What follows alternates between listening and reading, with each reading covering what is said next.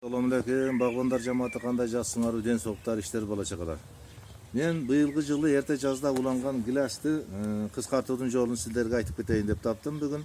Убакыт болуп, мына мисалы үчүн мына шуну мен мурда скана пайванд кылып уласам кургап калды эле. Мен былтыркы жылы ушуну бүчүр салып, мына кленкалары көрүнүп турат. Бүчүр салып өстүрүп алдым. Эми муну мындай кое берген боло бербейт. Мен мыналарды защитага коюп койгонмун, дарактын өзүнүн башка шактарынан. Эми где-то бир 10 сантиметр калтырып туруп, ашы барса 15, кыркып алып коебуз мына.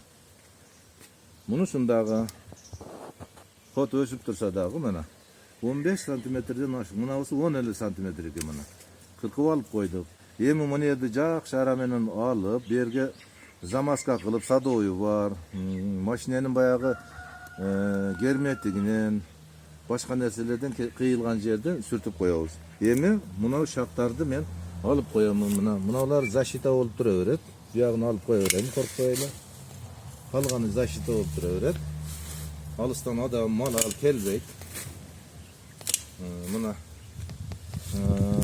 мынактардагы ошо мына уланганды кооруп защита болуп тура берет.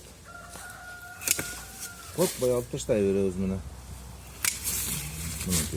Эми күн ачылып, бул өтө жакшы эми өсүм болот. Азыр колум бошогондо мына жерден кесип туруп, дагы замаз этип коебуз.